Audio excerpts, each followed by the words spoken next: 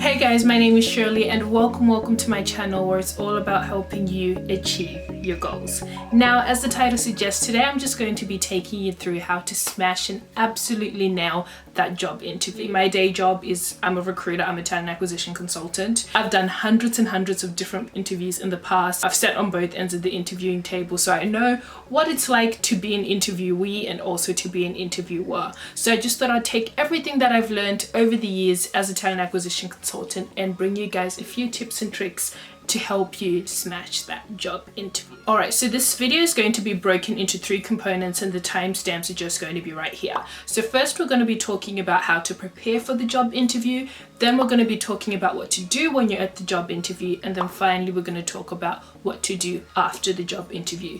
So it's going to be a good video. Sit back, relax and enjoy. Alright, so the thing about interviews is preparation is key. A key element of preparation is doing your research, and the 3 things that you should research before you head in on that interview. So the first thing that I need you to research is research on the organization. So have a look at, what's the organization doing, what's their history and all that kind of stuff.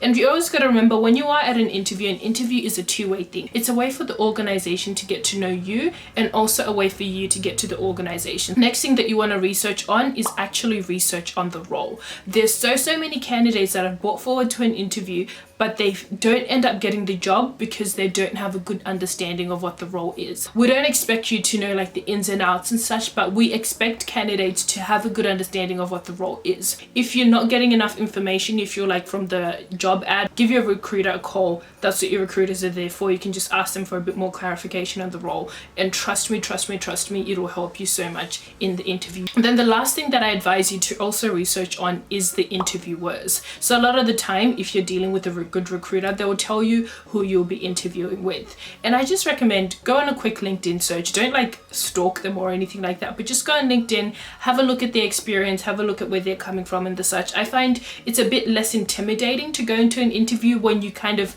have a background of exactly who your interviewers and the such are. Also, before you head into the interview, make sure that you do some practice questions. Maybe the question that you get asked at your interview won't be the exact same as you've practiced, but at least it'll give you kind of like a base and things to think of when you are actually answering the question. Another thing in terms of preparation is prepare a folder. Now, this isn't necessary, but I feel like it's just a little good thing to have.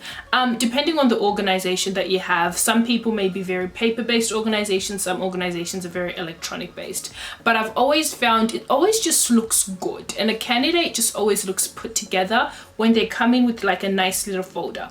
And in this folder, you should have your resume and important documentations. So in that folder, I recommend you have like important docs, like if you have your degree copy, if you have a copy of your driver's license, if you have a copy of like, points of ID or work rights and stuff. I feel like it's just good to have. And please, with that folder, just make sure that it's not big or bulky or flimsy or like a plastic sleeve or anything. Find a nice little folder that if you need a document, you can easily grab it. Also, before your interview, a day or two, just make sure you're very familiar with exactly where you're going. You know how you're gonna get there. You have estimated how long it's going to take you there. So now we're going to talk about things to do when you're actually at the interview.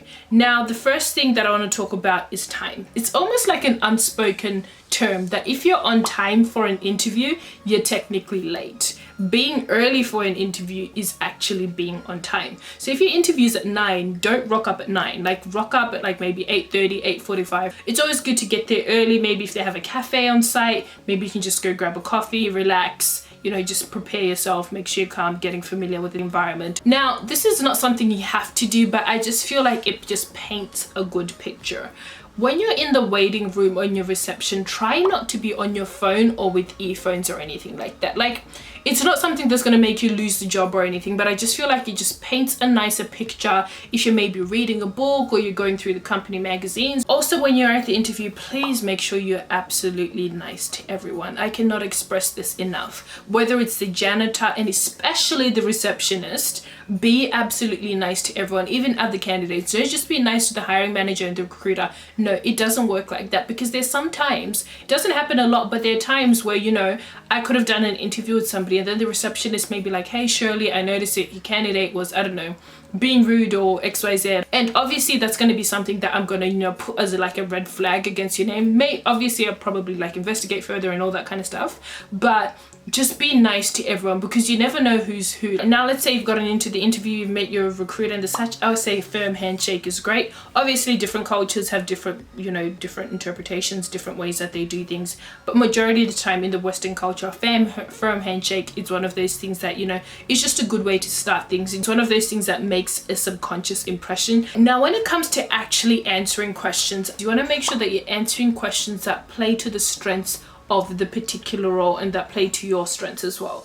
Like let's say I am going to an interview for an accounting firm, and it's a very firm, it's very prestigious, it's very old school, and then they ask me what are my strengths. Let's say I start talking about one of my strengths is I'm very laid back, I'm very chilled, I kind of go with the flow. Those strengths, they're great, there's nothing wrong with that, there's nothing wrong with being chilled back and stuff. But if you're applying for an accounting role, for a role that probably needs you to have like a very strong eye to attention to detail, that needs you to be, you know, very like particular and stuff, bringing up those kinds of strengths isn't really going to do anything, you know, to help your application or boost you in the interview. Let's say, however, you were interviewing for, I don't know, an artist role or a creative director or something like that, and you brought in those strengths, probably that would be more aligned to the role. So I'm not saying lie at the interview, and I'm not saying manipulate your interviewers or anything, but I'm just saying be conscious of your answers. Don't give answers that are irrelevant to the role or that aren't aligned with the role. Also, when you're answering your questions, try not to ramble. Like honestly, there's nothing worse than a rambler. And then also don't be too short and be too brief. Also at the interview, I feel like it's always good to know the kind of person that you are, in terms of what are your individual strengths and weaknesses. Like let's say you know you're somebody who like freaks out a lot at the interviews, like you know that you shake a lot and all that kind of stuff, then don't have your hands out in the open. If you're interviewing in a room that has like a desk, put your hands under the desk, so that way like if you're shaking your hands, you know that's not going to be visible. If you know you're somebody who talks a lot, who speaks at 100 miles an hour, make sure that you're conscious of that and just speak at a more controlled pace in your interview. So yeah, just be conscious of your strengths, your weaknesses and stuff, and just try to bring your best you to the interview. After the interview, obviously, you know, you thank your interviewers and the such, you thank your receptionist, you go home. I always recommend that, you know, within 24 hours or at most 48 hours of your interview, it's always good to write up a follow-up email.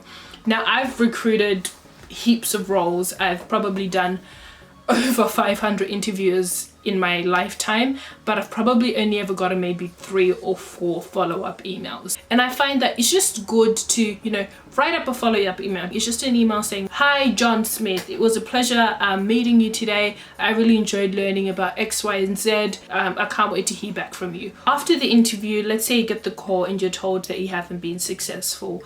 Please do not let that get to you. Sometimes really it's not your fault. Like sometimes it's just not the right match, or it's just not the right fit, and it's not a reflection that you can't do the job or that you're inadequate or anything like that. It's just a matter of it's just not the right fit at the moment.